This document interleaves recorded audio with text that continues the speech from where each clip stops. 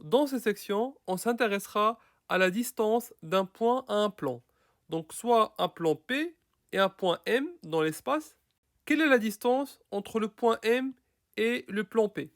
Un petit rappel de la distance entre un point et une droite. On faisait comment pour trouver cette distance? Donc on cherchait d'abord le projeté du point M sur la droite D. Je parle évidemment du projeté orthogonal. En d'autres termes, on cherchait l'intersection de la droite D avec la droite qui passe par M et perpendiculaire à cette droite, donc le point H. Et on appelle MH la distance entre le point M et la droite D. Et bien sachez, pour chercher la distance entre le point M et le plan P, on va procéder de la même façon. Il faut d'abord chercher le projeté orthogonal du point M sur le plan P. Le projeté sera l'intersection de la droite qui passe par M et orthogonale au plan P. On appelle MH la distance entre le point M et le plan P. Je récapitule. Si je cherche la distance entre un point et une droite ou un point et un plan, on commence d'abord par chercher le projeté orthogonal. Ça revient à tracer la droite qui passe par le point M et orthogonale à la droite, si on cherche la distance entre un point et une droite, ou la droite qui passe par le point M est orthogonale au plan, si on cherche la distance entre un point et un plan. Une fois on a fait ça, la distance sera la distance entre le point M et le projeté. Une remarque très importante, la distance MH est la plus courte distance entre M et un point du plan. En d'autres termes, si je prends n'importe quel point du plan, par exemple A, MA sera plus grand que MH. Pour démontrer ça, c'est très simple. Il suffit de considérer le triangle MHA, qui est rectangle en H. Pourquoi ça? Je rappelle que MH est orthogonal au plan P. Donc MH est orthogonal à n'importe quelle droite du plan P.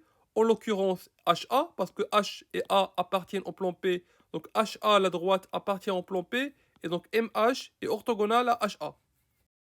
Si on applique Pythagore, on a AM au carré égale à MH au carré plus HA au carré.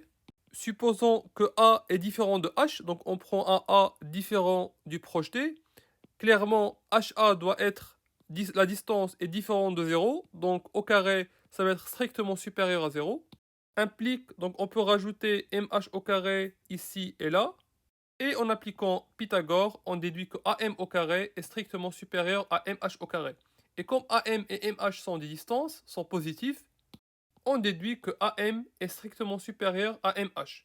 Donc on vient de démontrer, si je prends n'importe quel point du plan, d'accord, différent du projeté, on est sûr que la distance MA sera plus grande que la distance MH.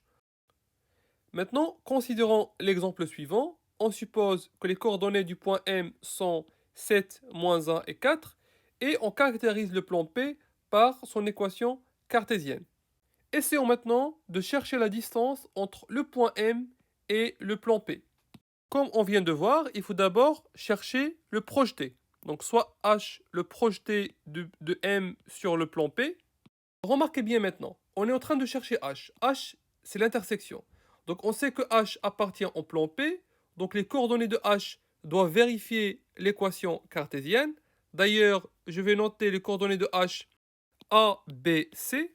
On a H appartient au plan P équivalent, donc ABC doit vérifier cette équation. Donc on déduit que 2A moins B plus 3C plus 1 égale à 0. Et on a H appartient à la droite. Donc il faut d'abord chercher soit l'équation cartésienne de la droite, soit la représentation paramétrique de la droite.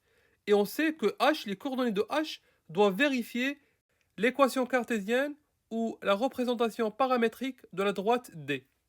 On a l'équation cartésienne du plan, donc on peut facilement trouver le vecteur normal. Clairement, n aura comme coordonnée 2, moins 1, 3.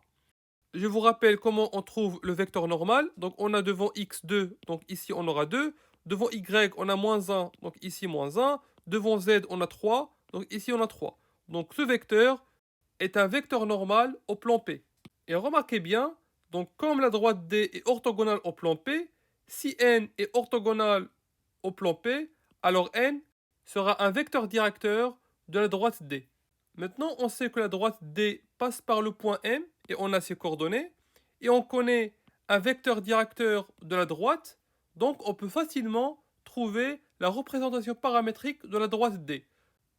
Je vous rappelle comment on cherche la représentation paramétrique, c'est très simple. Donc on a x, y et z. D'abord, on commence par les coordonnées du point M, d'accord? 7, moins 1, 4, 7, moins 1, 4. On rajoute après les coordonnées du vecteur directeur, donc on a 2, moins 1, 3, multiplié par un paramètre t. Donc 2t, moins 1 fois t, donc moins t, plus 3t, avec t appartient à R. Je vous conseille d'aller revoir le chapitre consacré à la géométrie dans l'espace si vous avez des difficultés à vous rappeler de ceci. Que signifie maintenant cette représentation paramétrique? C'est très simple.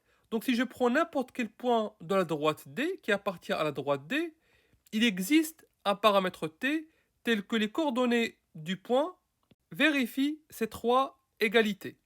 En d'autres termes, lorsque t balaye toutes les valeurs réelles, les coordonnées x, y, z balayent la droite D. Comment maintenant comprendre cette représentation paramétrique?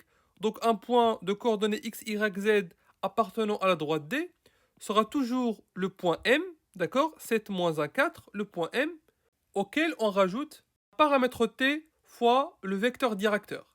Donc quand le paramètre t égale à 0, dans ce cas, on est en M. Quand le paramètre t égale à 1, donc il faut rajouter n. Le vecteur directeur. Quand le paramètre t égale à moins 3, donc il faut soustraire 3n. On sera ici. Et ainsi de suite. Maintenant, comme le point H appartient à la droite D, donc il existe un paramètre t tel que les coordonnées de H, donc A, B, C, vérifient ces trois égalités. Donc A égale à 7 plus 2t, B égale à moins 1 moins t, et C égale à 4 plus 3t. Donc on peut remplacer ABC dans cette équation cartésienne par ces trois formules. On déduit cette égalité en fonction de t. Donc il suffit de remplacer ABC, d'accord, ici. On trouve cette formule. Maintenant, on peut facilement trouver le paramètre t, parce que t est la seule inconnue dans cette égalité. Je vous laisse faire le calcul, c'est très simple, on trouve t égale à moins 2.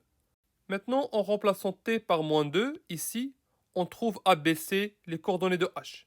On déduit que h a comme coordonnées 3, 1 et moins 2. On a les coordonnées de m, les coordonnées de h, donc la distance mh. Il suffit d'appliquer la formule qu'on a appris dans le cours précédent. Donc, c'est la racine de la somme des carrés des différences. Et on trouve à la fin, donc je vous laisse faire le calcul, 2 racine de 14. Je récapitule. Afin de chercher la distance entre un point et un plan, il faut d'abord chercher les coordonnées du projeté orthogonal de M sur le plan. Afin de trouver ces coordonnées, donc on sait que H appartient au plan, donc H doit vérifier l'équation cartésienne du plan.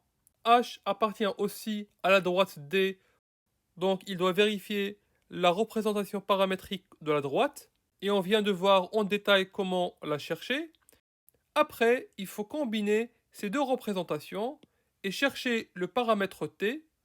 Une fois on a le paramètre t, il suffit de remplacer t dans la représentation paramétrique et on trouve les coordonnées de h.